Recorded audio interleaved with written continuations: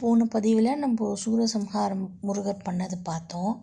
இன்னியோட பதிவில் வள்ளி தேவியானை திருமணம், அதாவது கந்த புராணத்தில் அடுத்ததாக சொல்லப்படுது வள்ளி தேவியானை திருமணம்.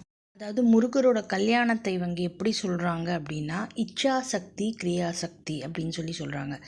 இச்சாசக்தி அப்படின்னா என்னென்னா, ஒரு விஷயத்தை நம்ம பண்ணணும் அப்படின்னு முதல்ல என்ன வரணும், நமக்குள்ளே ஒரு எண்ணம் வரணும், நமக்குள்ளே ஒரு ஆசை வரணும் இல்லையா?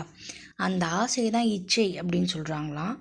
அப்புறம் கிரியாசக்தினா என்னது, செயல்பாடு, அறிவு வேணும். இப்போ நம்ம நினச்சிட்டே உட்காண்டா இருந்தால் அது தானாக எப்படி நடக்கும்? அதுக்கு நம்மளோட எஃபர்ட்னு ஒன்று இருக்கணும்ல, அதனோட நம்ம எண்ணம்னு ஒன்று இருக்கணும், அதை எப்படி பண்ணணுன்ற ஒரு யோசனை ஒன்று இருக்கணும். ஸோ அந்த எண்ணம் தான் என்னவான்னா கிரியாசக்தியாம்.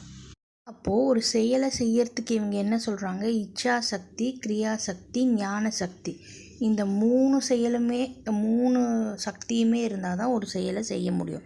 இப்போது வள்ளி இச்சாசக்தின்னு சொல்கிறாங்க, தேவயானை கிரியாசக்தியாம், வேலாயுத சுவாமி அதாவது முருகன் என்னவானா ஞான சக்தியாம். ஸோ ஒரு செயல் வெற்றி பெறுவதற்கு, ஒரு விஷயம் நடக்கிறதுக்கு முருகனை மிஞ்சினவன் எவனுமே கிடையாதான். அதனால தான் ஞான சக்தியான முருகர் என்ன பண்ணுறாராம், வள்ளிங்கிற இச்சா சக்தியையும் தேவியானை அப்படிங்கிற கிரியாசக்தியையும் கல்யாணம் பண்ணிட்டு வள்ளி தேவியானை சமேதராக காட்சி கொடுக்குறாரு. நாமங்களே சிறந்த நாமமாக முருகனுக்கு சொல்லப்படுறது கந்தன் அப்படிங்கிற வார்த்தையாம். ஏன்னா அதனால தான் கந்த புராணம், கந்த சஷ்டி கவசம், கந்தர் அனுபூதி, கந்தகுரு கவசம், கந்தர் அலங்காரம், கந்தர் களி வெண்பான்னு சொல்லி முருகனை பற்றி நம்ம பாடுற பாட்டுக்களோட தலைப்புகள் எல்லாமே எப்படி ஆரம்பிக்குதுன்னா கந்தன் கந்தன் கந்தன் கந்தன் கந்தன் கந்தன்னு ஆரம்பிக்குதான்.